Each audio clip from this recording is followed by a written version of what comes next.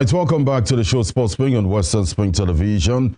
I told you guys before the break that when we come back, we'll give you more stories making the headlines in the world of sport. Now, international duties are over. Club football is back, and some of those guys will be in action. Key games. We're getting towards that December period, a very busy period. But let's look at some of the fixtures to expect this weekend. And to do justice to many of those fixtures, it's Rotimi joins me live from Lagos this morning. Rotimi, welcome. How is Lagos? Lagos is very well, thank you. And Merry Christmas in advance to everyone in the studio and the viewers at home. Well, of course, I like the fact they're saying Merry Christmas in advance, even in November. You know, they say tomorrow we go sweet. Now, today they know, so I'm sure Christmas is going to be very interesting. Thank you, Rotimi. Rotimi, let's look at some of the fixtures here and what to expect. Early kickoff, 1:30 p.m.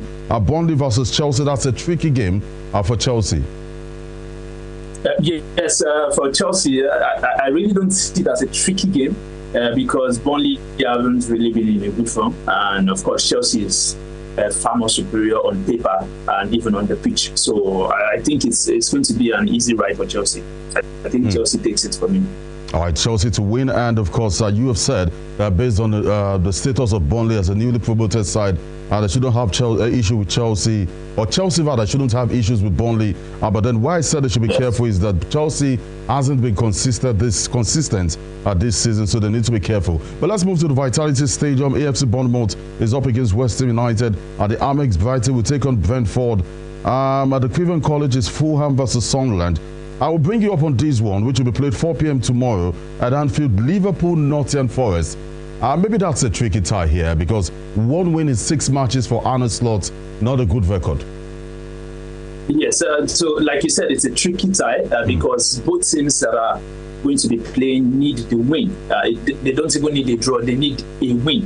So and it's tricky because they don't even need a good performance. They just have to somehow grind out the win. Liverpool cannot go from being title champions to begin to struggle to get points out of games. And then Nottingham Forest have gone into a deep hole and it's looking really dark for them, and they will be looking to revitalize for themselves in this match. Unfortunately, they have to travel to Anfield, a stadium where literally everybody dreads to go to Anfield. So it's a tricky one, but I think that Liverpool have it.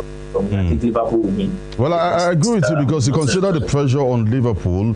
I mean, the brothers man from Newcastle, and that is Alex Isak, hasn't delivered. They spent a lot of money. The pressure is mounting on Arne Slot. And do you believe, with what people are saying, that if he fails to win in the next 4 matches, we can start talking of being sacked? Are you talking about Arne Slot? I'm talking about Arne Slot. I really don't think that's the next thing to do. However, it's not far-fetched. Honestly, if you think about it, you see the point. You cannot go from being title champions, like I said, to begin to struggle to get points. That's one. Secondly, they've just had I'm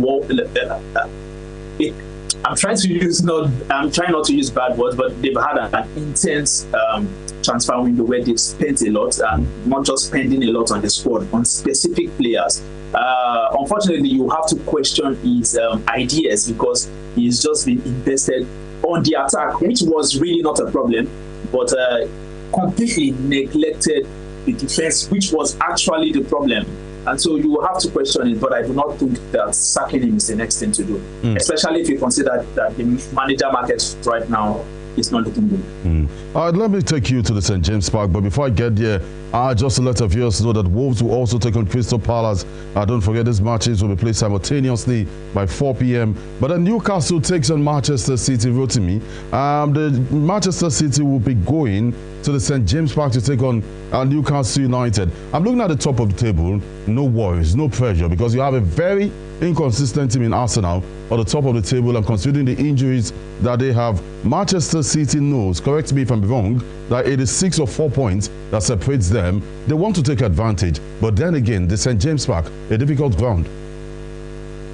So you see, this is a match that I've been looking forward to talking about on this program. So one thing that I know for sure, somebody was saying something that Man City is going to close the gap against Arsenal, and then I said that it is bold of you to assume that Manchester City are actually going to be walking away with 3 points. at St. James Park. Personally, I think that the match is a draw. I cannot see more than that. I think it's a draw because you have to agree that St. James Park is one of the stadiums that is very difficult to play at. That's one. Then secondly, Newcastle are also looking to revitalize themselves. I think they've had just 3 wins this season. I think they've lost 5 matches and they've also have 3 draws. So I think that one thing Newcastle are very good at is banking on the atmosphere at their stadium. The last place you want to play Newcastle, especially when something is at stake or when they are looking to revitalize themselves, is at St. James Park. And I think that Manchester City playing away from home have something to look out for. So it's a draw for me. I think it's. But many of our viewers know that you're an Arsenal fan. Is this safe for them to conclude? Is this safe for them to conclude here that because you're an Arsenal fan, that is why you're bringing this analysis? Because you and I know that Manchester City has got a striker who is on fire in Erling Haaland. So that might also be the difference. But you believe that they will get a point at Newcastle and not a win?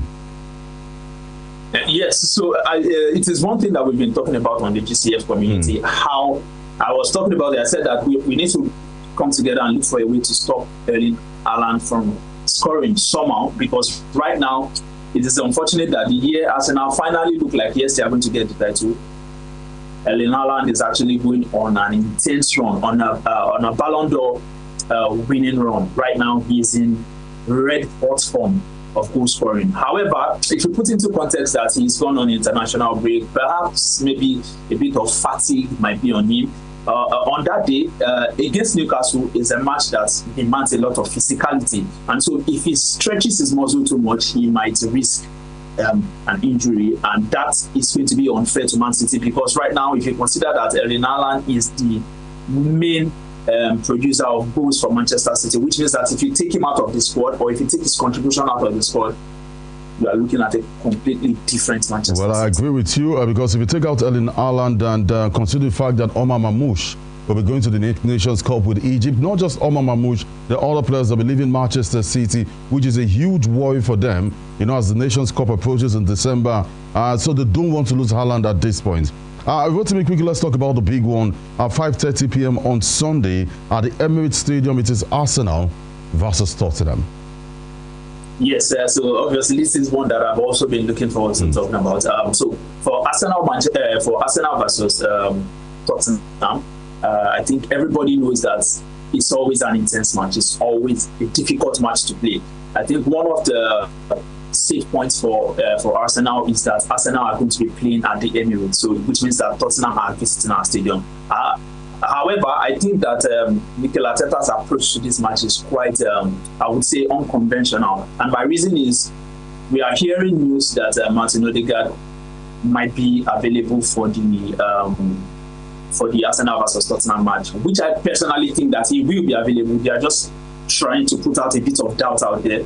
At the same time, Gabriel Jesus is back, and I'm sure that he's going to be available to play. At the same time, I feel like Noni Madueke is also back. They are probably just keeping it in the wraps because they are not unsure. They are not sure. They are unsure whether he is going to be fit enough to be on the bench. But if you consider that all these things, and then, like I said, I think Arteta is having an unconventional approach to the match because I've been thinking to myself, why is it on the North London Derby day that we decided to launch or to unveil a new tifo? And that's the banner display at the Emirates. So I think we are trying to create an atmosphere, partly because the players are just coming back from international break, so maybe fatigue, and they need a bit of upliftment from the crowd, and just to create an atmosphere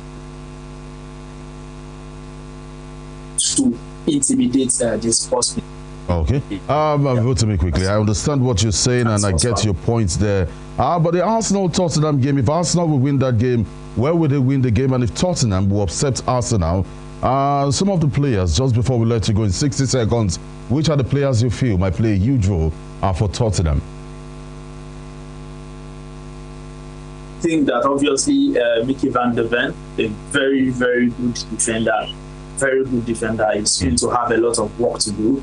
And also, I think that, but unfortunately, we don't have Gyökeres available, which we are not sure if he's going to be playing. I personally think that he's not going to be available. So I also think that Joao Paulia might have a bit of work to do, maybe extra work. A very good player that I used to admire before he went on to Bayern Munich,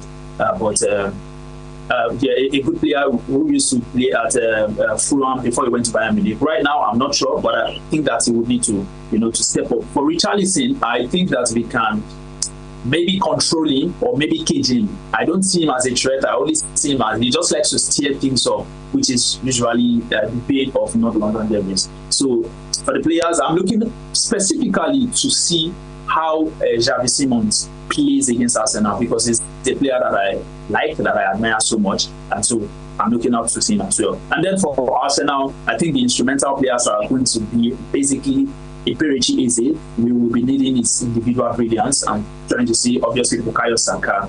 And I've been seeing a lot of narratives going around that because Big Gabi is not going to be available. He's been our best player. Yes, he's been one of our best players, but being the best player, no.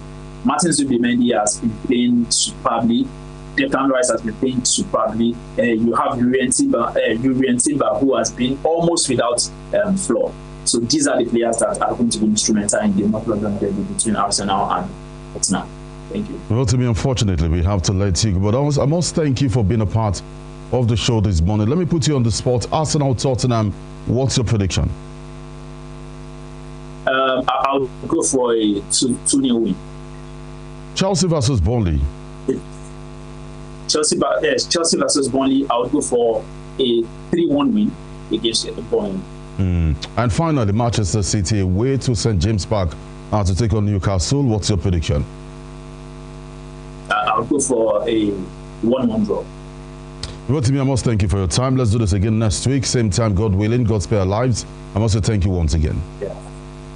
Thank you. Thanks. Thank you. All right, that was Rotimi, who joined us live from Lagos. He's a sport analyst based in Lagos.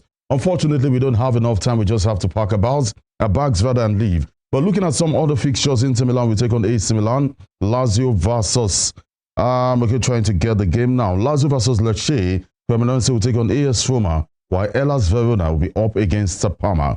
Now, while you guys are watching Tottenham Arsenal, I'll be watching the game at the club I love the most. I love to see them play. Most times love to see them exposed, and I'm talking about Brest. Brest FC will be playing against Metz. It's two strikers up front, pointing their boots at you. All you need to do is bite and they score goals. I'll see you guys next week. Bye for now.